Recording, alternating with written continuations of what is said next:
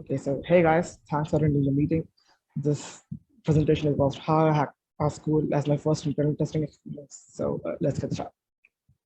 Okay, so before the talk, there's a disclaimer. All and everything in the following slides were responsibly disclosed to the concerned authorities, and they have fixed the network for the same. The speaker intends no harm to any kind of individual or organization in the following course of action. The following course of action could land you to jail unless you reported it responsibly to the concerned authorities. The speaker is strictly against any illegal hack, and if their schools did not pass this vulnerability, then they would never disclose it publicly. Enjoy the talk. Who am I? I'm AlienX, a second year ECE undergraduate student. I'm 20 years old and I have around 2 to 3 experience in this industry. I mostly do lab environments like Hack the Box, Try Hack Me, etc. in my free time, and sometimes participate in CTFs. I'm currently the coordinator of the cybersecurity club of our college, and also the chapter founder and leader of the OWASP student chapter of the same. And in this talk, we will be dealing with some of the internal testing of the network. So, what's the motivation for the internal test? Now, when the idea of an internal test came to my mind, I knew it would be rather low impact vulnerability, and I was wondering about the use cases. But then an idea struck: what if an internal staff goes rogue? And apparently, this does happen quite a lot in this industry. And one such example is right here. This is the screenshot from the leftist dollar ransom group Telegram. Now, in this, the leftist dollar ransom group is demanding to recruit employees/insiders in the following companies. The note is that they are not looking for data or any kind of employee. They just need some kind of VPN or site access. Now, this is one of the examples when internal staff can go rogue. And that's the motivation for the internal test. Now, universities, now they are a pretty big organization, right? And they're pretty tough to hack as a whole. Now, let's consider our university as a case. They had 2 domains, say domain A and domain B. Most of the public-facing stuff, like the website, the mail servers, the various other kind of servers, were in domain A. And most internal-facing stuff, like the student laptops, the faculty computers, the lab computers, etc., the VPN servers, were all in domain B. Okay, and our college obviously has like multiple machines, right? Now, our college had around 6835 users and 1023 computers in domain B. There could be more in domain A, but that's only for domain B. Now, how exactly does enterprise keep track of this many machines and accounts? Now, since we have like around 1,000 computers and around 7,000 user accounts, obviously there has to be some kind of service, right, to keep track of this many accounts. And for that, Microsoft has built a directory service to manage such a large number of objects called Active Directory. Now, one thing to note is that in an Active Directory, everything starting from your user accounts, machine accounts, and say service accounts, everything is an object. You can basically think of an Active Directory as an object-oriented programming. Like in an object-oriented programming, the objects have attributes like data types, their functions, etc., etc. Just like that, objects in AD or Active Directory have attributes like service principal names, access control lists, etc., etc. Okay, so what exactly is Active Directory, you may ask? Basically, as we said earlier, Active Directory is a directory service built by Microsoft, and says every service needs a protocol to communicate with. Hence, the Active Directory is built upon LDAP, or the Lightweight Directory Access Protocol, which talks on port 389. Okay, cool. We now know that there's a service, there's a protocol, but how does authentication in this protocol works? Basically, how objects authenticate in the Active Directory is through the Kerberos service, which runs on Kerberos protocol or port 88, as we can see in the screenshot. Okay, so now we know that the authentication works with Kerberos, but how exactly does the Kerberos service work? Now, in this protocol, there is a server, which is a database of all the users, the credentials, the usernames, passwords, their groups, nethouse names, etc., etc. And this server is called the KDC, or the Kerberos Distribution Center. Usually, the machine hosting all these services, including LDAP, Kerberos, and various other services, is commonly known as the domain controller, or the DC. More on that later. Now, in the Kerberos protocol, there are 4-way handshakes between the client and the KDC, or the server. Let's talk the KDC as a server. Before the client can access its target resource. And one important thing to note in the Kerberos handshakes is that the stuff happens in stuff called tickets, like packets and TCP connections. Okay, so there is a four-way handshake between the user and the server, the KDC, before the user account can access the requested service. Now, the first step for the four-way handshake is the user asks the KDC for access a resource using a TGS ticket, or the ticket granting service ticket.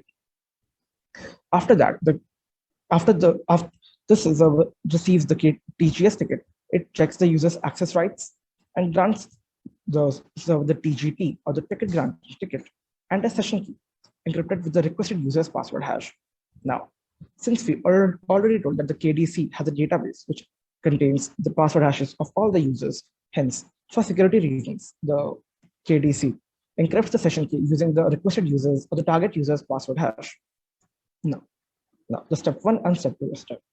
In the step 3, upon receiving the TGT, the user decrypts the session key using its own password hash, and then sends the decrypted key to the KDC again with some descriptors like its username, its IP address, other network addresses, etc., etc. Now the server or the KDC again decrypts the TGT, verifies it with the database, and then gives the actual ticket, which can be used to access the target resource.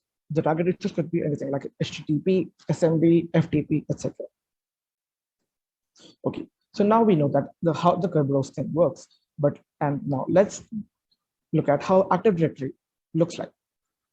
In Active Directory, the main structure is called the forest. In the forest, there are other substructures like trees, domains, OUs, or the organizational units. Inside these organizational units, there are workstations, users, groups, printers, shelves. These are all accounts. There is a computer account, the user account, group objects. Basically, these are all objects. Okay, so now we know how the Active Directory authentication works, how it looks like. So how exactly do we own a domain, and what exactly do we have to do? To get access to an account which has any type of admin rights which belongs to administrators group is the way on how we own a domain. And the list of administrators group which are part of administrators group is the enterprise admins, or the crown jewels of the entire forest. The second is the domain admins, or crown jewels of the entire domain. After that comes the schema admins, and then any other user-defined administrator object. Okay, so what are objects, accounts, and groups, etc., are under administrators group? For that, we will simply use the command net local group administrators /domain.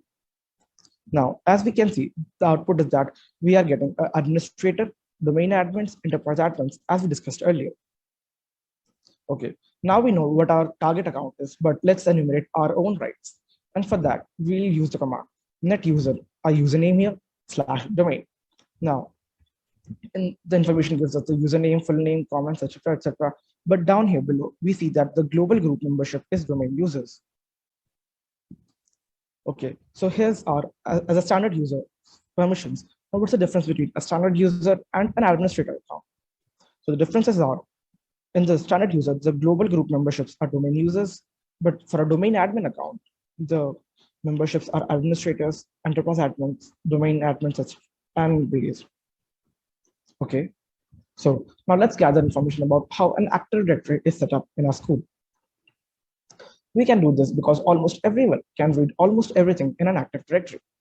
You only need some special privileges to write to objects or read sensitive information like password hashes and stuff like that. Okay, now the thing is, how do we get all these information on our environment and make it human readable and not lose our sanity all at the same time? Why is that? Because we knew that there are around 1,000 computers and around 7,000 user accounts, and that's a lot of data, right? So that's where Bloodhound kicks in. It's a tool which takes in JSON data, parses it, and makes graphs for us for better understanding.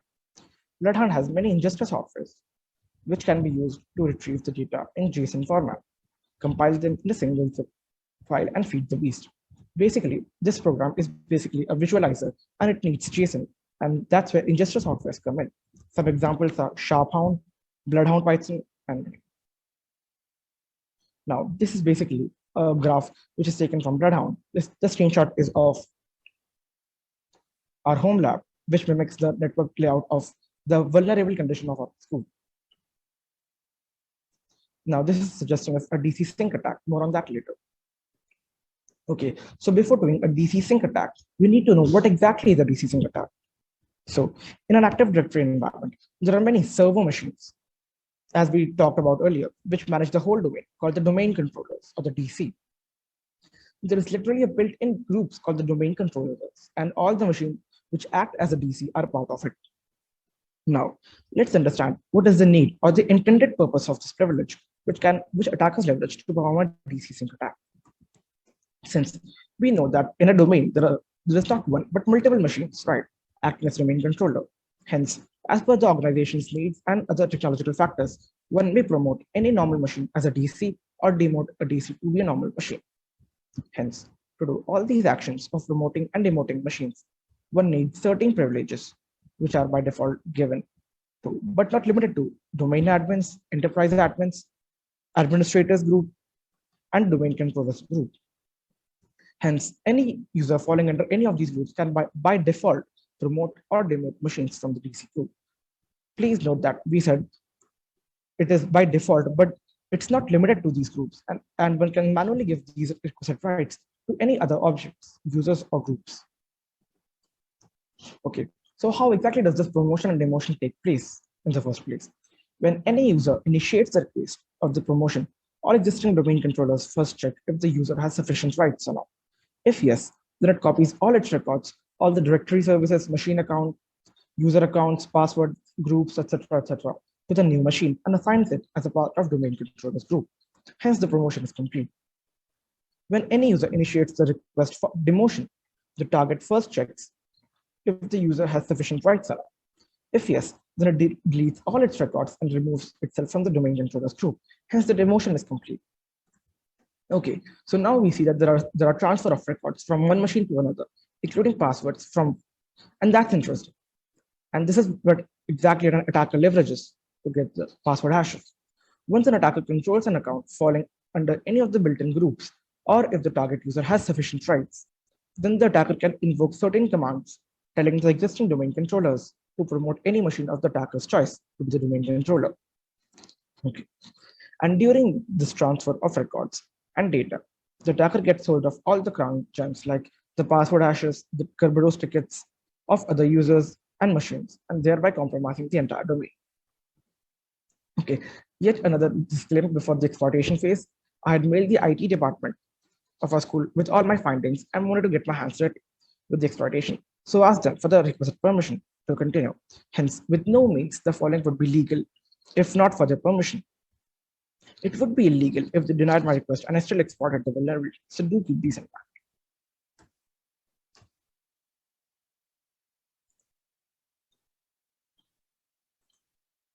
Okay, so essentially, this is the graph, had the screenshot in the previous slides. Basically, what's in the graph is that, say, there are student accounts called student one, teacher accounts called teacher one, faculty accounts called faculty one. Now, let's look at the students user. The students is a member of students and which is a member of domain users. Now, this is perfect. This is how it should be.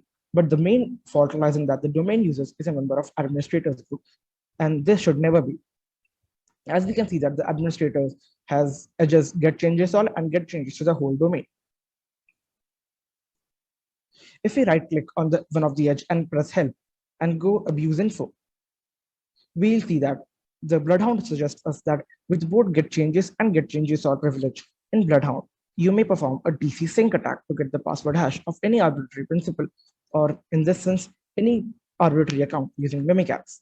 Now, and the command for the Mimikatz is given right here. Now, we didn't use Mimikatz in this case because there is an alternative called secretsum.py from Impacted, and that's much more stealthier than Mimikatz. In Mimikatz, what you have to do is you need to have an admin command shell on a domain controller, but with secretsum.py, none of the hassle is. So the command goes like this: secretsum.py space homelab/student, that's your group / your username, colon students at one, that's your password, @ your domain controller ID, IP address. And after we press enter, as we see that it starts to dump all the password hashes and tickets. Here we see we have the plain text password hex of plain text password n hex of the machine DC01, basically the domain controller, and that's here. The DP API keys, the Kerberos tickets, the NTLM hashes of administrator, the KRB TGT, or basically your KDC, the KDC server, student users, teacher users, faculty users, etc., etc., and some more machines like desktop, Win dev. So basically, thereby compromising the entire domain.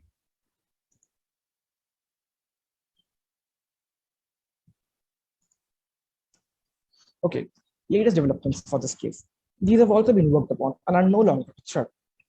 This is basically the main reason of this misconfiguration and what the IT team was benefiting from this type of misconfiguration. After this hack was done and fixes were in place, what happened is our college had a web portal in which people could change their domain credentials without having to RDP to any machine. Now, while in Windows, in domain joint Windows, basically, if you want to change your password, you need to RDP to one of the machines and then change their password. But to circumvent this issue, our IT team made a web app which took in usernames and passwords and simply changed it.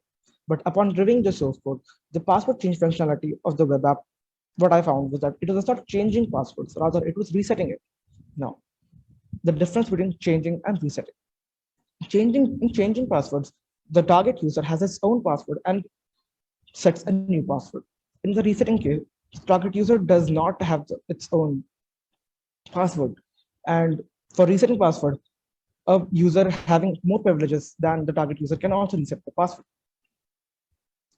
Meaning the account had to be the part of administrators group because that's how Windows Active Directory works, directly or non-directly, which stopped working because the accounts were no longer the part of administrators group anymore. In order to make this script working, what they did was they had to put the domain users group as the member of administrators, hence all this hassle. So there was only one thing which needed to be done. Change the backend code for changing the passwords, not resetting them. So these are my takeaways from this hack. For the IT staff, just to make your lives easier, do not, in any point of time, fiddle with group hierarchies and permission levels. If you do not fully understand the consequences of the changes you are thinking, then do not implement them. There are reasons on why these groups hierarchies are particularly designed by Microsoft. And for pen testers, know your environment well in order to know what you are up against. Enumerate as much as you can, because there can never be too much information. And remember, Blue Team was an IT staff are also human and they are bound to make mistakes. And it's our duty to look out for them and responsibly report it to them. Thank you. Awesome. That was quite enlightening about, well, let's say real world things that happen, that can happen in the real world.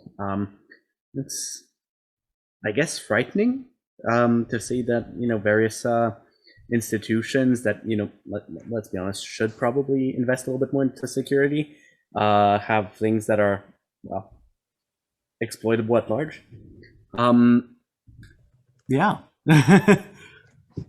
Yeah, thank you so much, Alien. That was a great talk.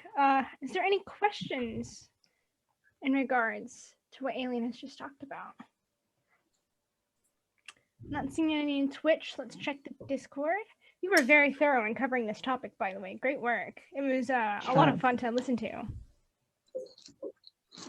We have one person typing. In the meantime, I do have a question for you. When you started this,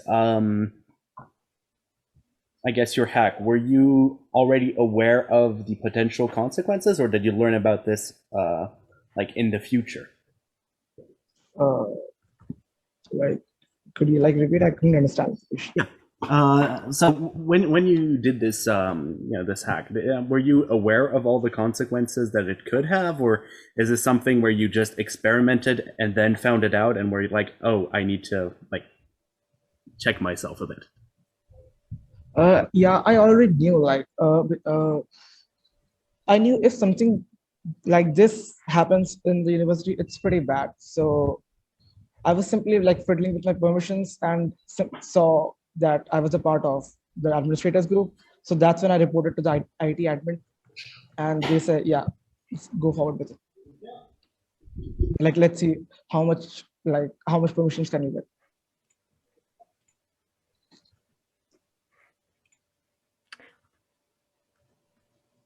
Oh, I think Nikos is having some technical difficulty. No, I'm not. Someone is interrupting. Anyways, you actually have a couple more questions in chat, if I may take it from here. Another one is, any recommended resources to learn? Okay, from my personal experience, I basically do hack the boxes and try hack me's like stuff. So that's all I did to learn whatever I am.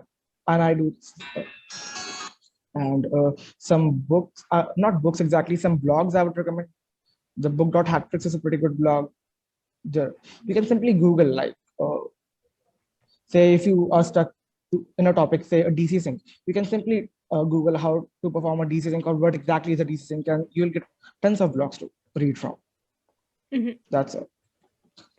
Awesome, thank you. And how did you communicate the vulnerability to the IT staff? Were they receptive and did they understand the vulnerability when it was presented, or did you have to explain it? Like, what happened there? I had to explain. What happened is that when I got that I was the part of the administrators, I took a screenshot, I mailed them, and I tried to write a like I tried to explain it to them, like how severe that it was, but I don't think they could understand it much, so they simply said that go ahead and let's see how far can we go.